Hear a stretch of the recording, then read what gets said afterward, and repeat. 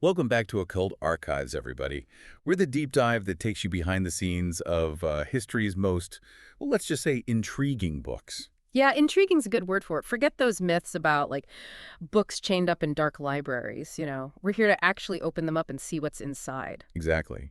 Today we're going deep on a book that claims to expose the secrets of, well, a pretty famous fraternal order. You got it, Freemasons. We're talking about Duncan's Masonic Ritual and Monitor, a book from the mid-1800s. And back then, this was the kind of book some folks considered dangerous, really spilled the beans, supposedly, about what went on behind those lodge doors. Now, we're not here to fact-check every single thing Duncan says, right? That could take us years. Years, yeah. Whole other deep dive. What we're after is this. What did this book claim about Masonic rituals? What kind of picture did it paint for its readers back in the day? Exactly. So whether you're into like secret societies or you're just curious about how groups use rituals, this is for you. Think of it like a historical snapshot. One guy's take on how the Freemasons did things. We've got excerpts from the PDF, and we're going to break it all down for you, all the key stuff, without getting bogged down in every little detail. Right, because trust me, there are a lot of details. But let's start at the beginning. Duncan, the author, does something kind of strange. He's writing this whole expose, right? Yeah. But then in the preface, he says he's holding back the biggest secret, the clue to the sanctum sanctorum. I mean, why even bother writing the book if you're going to keep the juiciest part to yourself? Well, he has a reason, or at least he says he does. It's for the good of the order, apparently. Like, revealing everything would just lead to trouble. People would misunderstand, interfere, basically mess with the Masons' whole humane design, he calls it. So he's protecting them, Mm-hmm. but also he's writing a book that could make them look bad, you could say. Yeah, kind of a weird balancing act, right? Totally. And he even goes out of his way to say that Masonry is, quote, certainly not a humbug. There's nothing repulsive, he says, hiding behind the mystic veil. Classic preemptive PR, right? It really is. Like, Yeah. don't worry, folks. What I'm showing you is fine. It's not some evil cult or anything. Right, nothing to see here. Move along. Yeah. But let's take a look at what he does show us. So, Duncan starts by walking us through how you become a Mason. First step, the Entered Apprentice degree. Well, let's say our guy, Mr. Gabe, wants to join. What's he got to do? All right, Mr. Gabe, ready to be a Mason? Let's go. First, you got a petition, like formally apply to the lodge. Then the master picks 3 guys to, well, basically do a background check on you. See if you're, good Mason material. They report back at the next meeting. So it's not just like anyone can walk in off the street. There's a vetting process. Oh, yeah, definitely. They're pretty picky. And after the report, there's a vote. Now, here's the thing. If even one guy votes against you, blackball, they call it you're out. No second chances. Wow, that's strict. Talk about pressure. Okay, so let's say Mr. Gabe passes the test he's in. But wait, there are levels, right? Like, you don't just become a full-fledged Mason overnight. Nope, it's a journey. 3 degrees, in fact. This first one, Entered Apprentice, is just the start. It all happens in what's called the Blue Lodge, which basically means a lodge of master masons. You got the Entered Apprentice, then the Fellowcraft, and finally the big one, Master Mason. And each degree has its own ritual. You get entered in the first, passed in the second, and then you're raised to Master Mason in the third. Lots of terminology. There is, but it's all very structured, very deliberate. And another thing, you can only see the ritual for your degree or higher, so an Entered Apprentice can't just waltz into a Master Mason ceremony. So yeah, secrecy is a big deal. Oh, absolutely. And even before the ritual starts, they make sure no one's sweeping around. There's this whole exchange at the door, guard duty, basically. Oh, right. To keep off all cowens and eavesdroppers, as Duncan says, like a password or something. Exactly. The junior deacon's the guard, and the master asks the senior warden, "Are you sure everyone here is an Entered Apprentice? Or Fellowcraft? Or Master Mason, depending on what degree they're working?" The senior warden confirms, and they're good to go. Cowan, by the way, that's an old word for a Mason who, like, hasn't been properly initiated, not part of the club. Okay, so security check done. Now it's time to prep Mr. Gabe. This is where it gets a little interesting. What does Duncan say they do to him? Buckle up, because this is where it gets kind of wild. First, they make him take off a bunch of his clothes, coat, shoes, stockings, vest, tie, the whole 9 yards. Then they give him these drawers to wear. Drawers, like old-timey underwear. Basically. Then they pull his left arm out of his shirt sleeve, tuck it into his shirt so his arm and chest are bare. Okay, getting a little weird now. But wait, there's more, right? Oh, yeah, much more. They blindfold him with a hoodwink. That's what they call the blindfold. Hoodwink. Hoodwink, yep. Then they put a slipper on his right foot, just the right foot, mind you, and tie a cable tow, which is like a rope, around his neck, leaving it hanging down his back. So Mr. Gabe is, what, half-naked, blindfolded, with a rope around his neck? Sounds kind of creepy, honestly. And they don't explain any of this to him. Not right away. It's all part of the experience, you could say. Right. Sensory deprivation, disorientation, classic ritual stuff. Exactly. Creates a sense of, I don't know, vulnerability maybe? Like he's being stripped of his old identity or something. Yeah, you could definitely read it that way. Yeah. And then what? They just leave him standing there like that. Oh, no. Next comes the perambulation. The senior deacon leads him, blindfolded, all around the lodge room. While they're walking, the master recites a verse from the Bible. Behold, how good and how pleasant it is for brethren to dwell together in unity. Okay, well, scripture thrown in there. That's a new element. Right. And every time they pass one of the main officer's stations, that officer bangs his gavel loudly. So add some sound effects to the mix. Sensory overload from Mr. Gabe. Pretty much. Then they stop at the junior warden's station, and that's the end of the perambulation. Okay, so after all that walking around, Mr. Gabe finally gets to take the oath. Duncan calls it the obligation. Big moment, right? It is. They lead him to the altar, and the master explains that he's about to swear a solemn oath to, uphold the duties of an entered apprentice. But he also assures him that it won't conflict with any of his other duties, like to God, family, country, all that. Right, because if you're getting blindfolded and half naked, you might be wondering what you're getting yourself into. Exactly. So the master's like, hey, relax. This isn't going to make you betray your country or anything. Good to know. So what happens next? Does Duncan give us the actual words of the oath? He skips over that part, but he does describe what happens right after.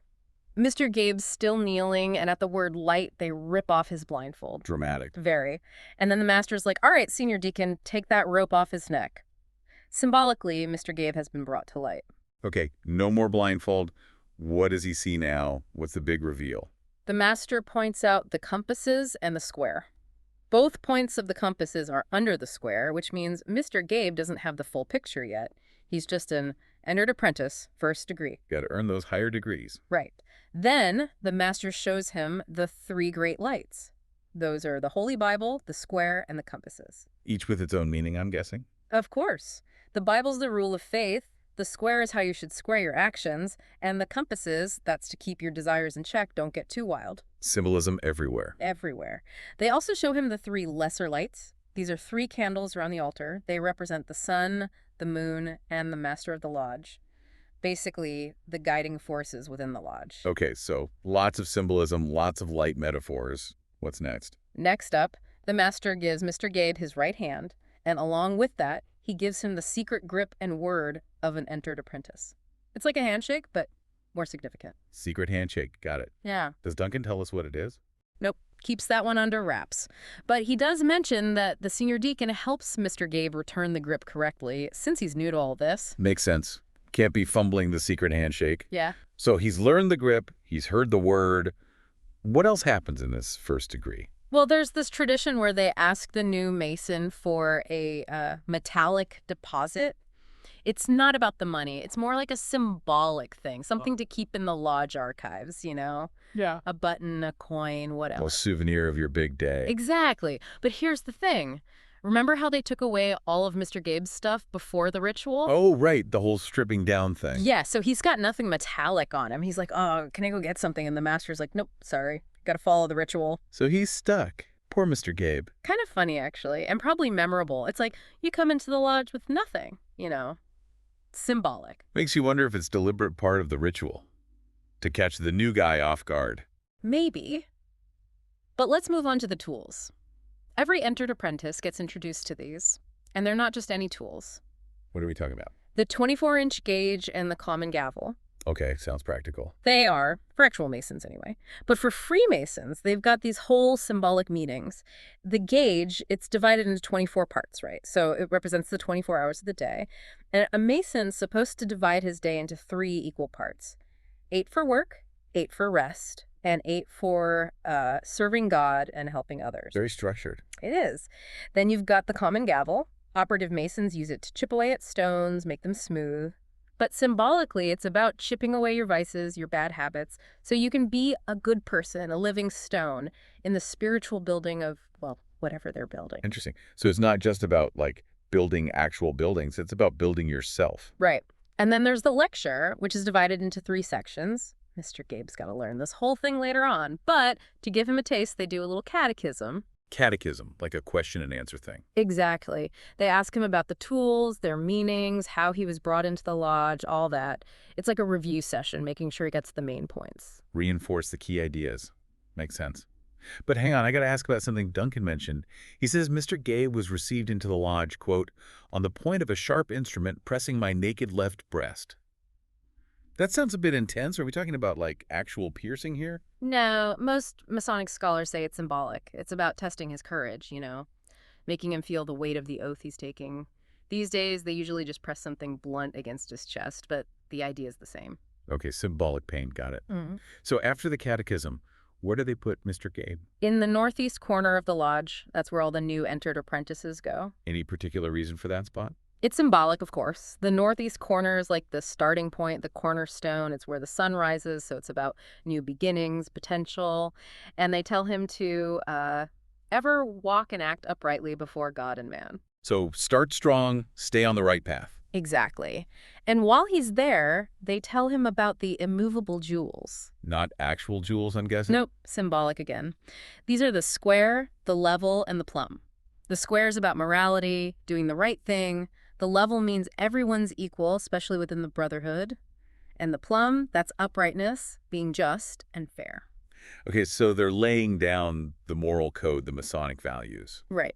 And they also talk about how the lodge is supposed to be laid out, ideally facing east and west. Like, the building itself should be aligned that way. Why east and west? They say it's based on the way Moses' tabernacle and Solomon's temple were laid out. It's all about tradition, going back to the roots. So even the architecture has meaning. It's all connected. What else do they teach Mr. Gabe in this first degree? Well, there are the cardinal virtues. They tie these into the oath he took. Temperance. That's about self-control, not letting your passions run wild. It's connected to the guttural part of the oath, which probably means the words he spoke. Then there's fortitude, having the strength to do the right thing even when it's hard. That's tied to the pectoral aspect, so like his chest, where they press the sharp instrument. Right, that whole symbolic pain thing. Right. And then there's prudence, making wise choices. That's the manual part, so maybe his hand on the Bible when he swore the oath. Okay, so every virtue's got its own physical connection. They're really hammering these ideas home. They are. And finally, there's the charge to the candidate.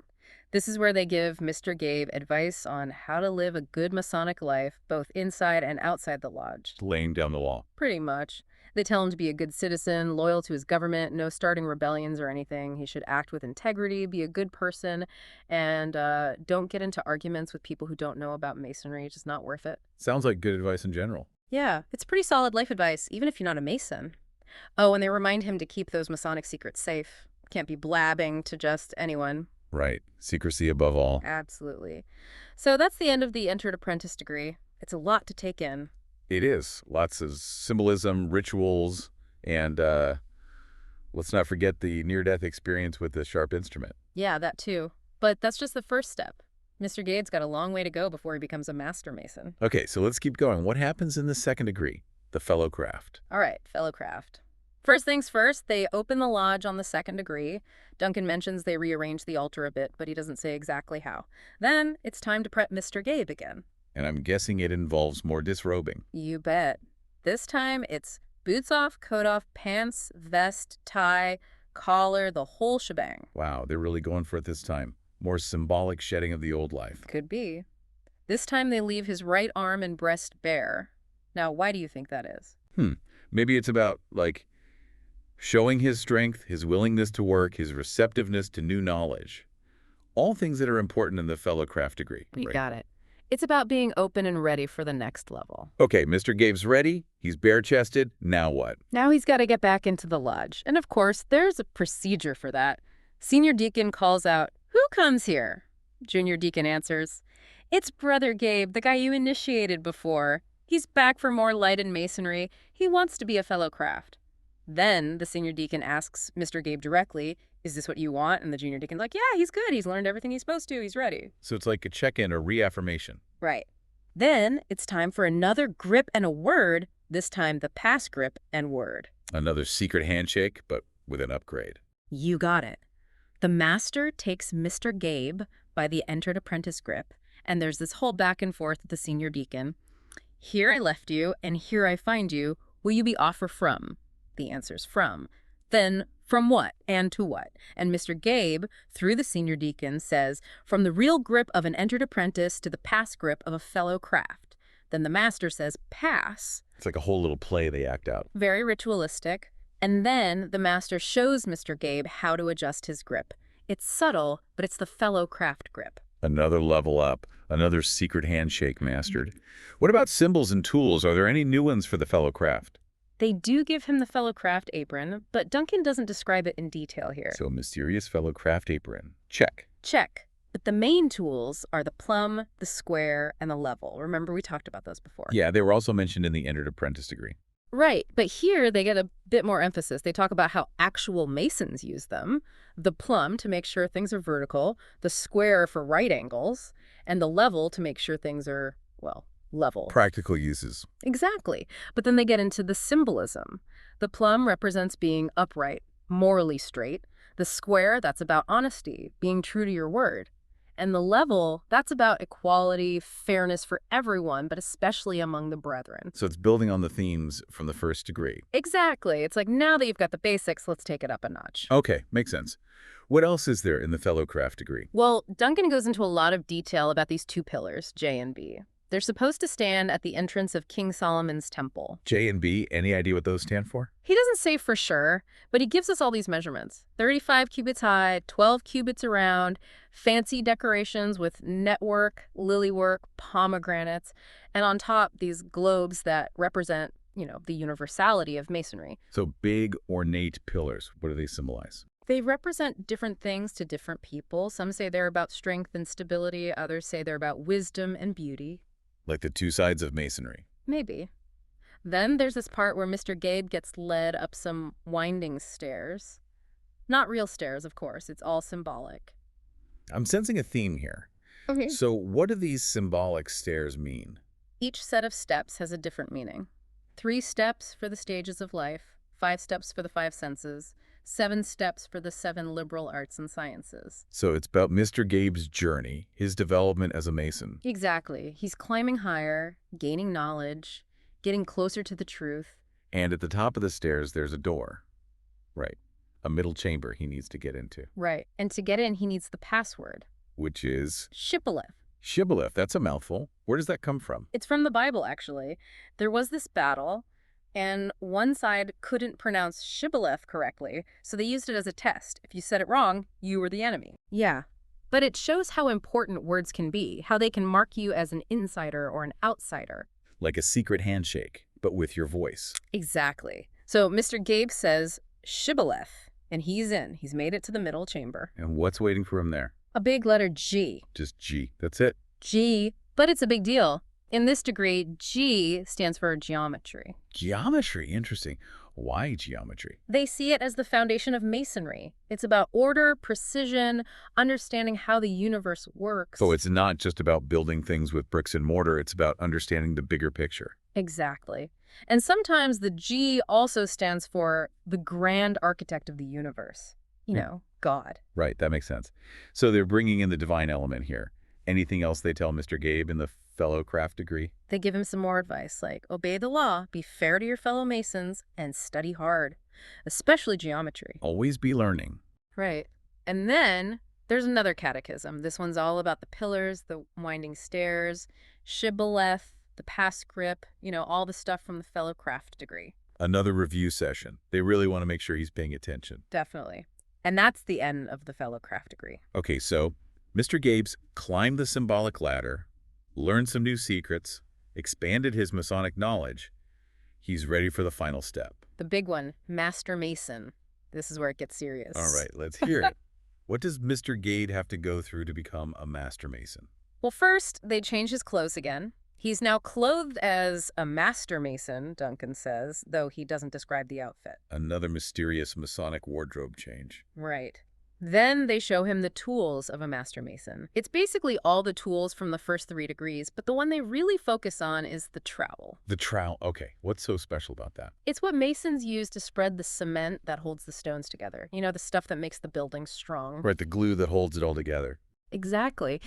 But in the Master Mason degree, the trowel represents something else, spreading the cement of brotherly love. It's about unity, taking care of each other. Makes sense. You're beating a brotherhood, not just a building. Right. After that, they take a break.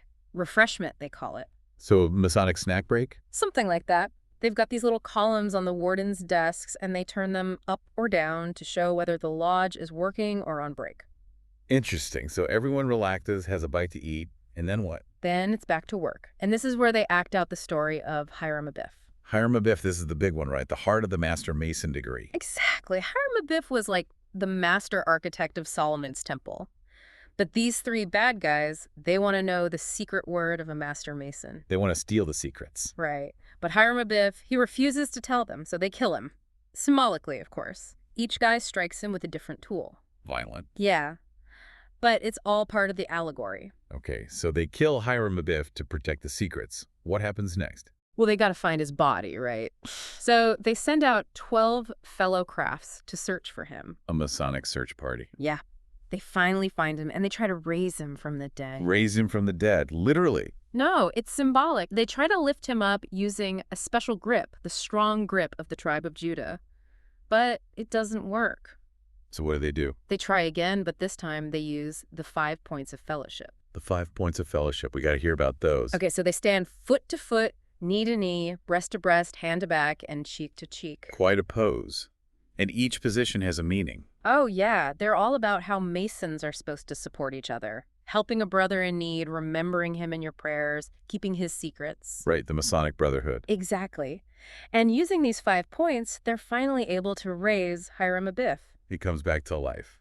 Symbolically, yes. He's reborn as a Master Mason. Powerful stuff. But what about the secret word? The one the bad guys wanted so badly. Well, that's lost forever with Hiram Abiff's death, so they have to use a substitute word. And that word is? Ape hot bone. Hot bone. Got it. That's the new Master Mason secret word. Right. But it's only for those who've gone through the ritual, the book Masons, as Duncan calls them. You can't just learn it from a book. Okay, so experience trumps book knowledge in this case. Exactly.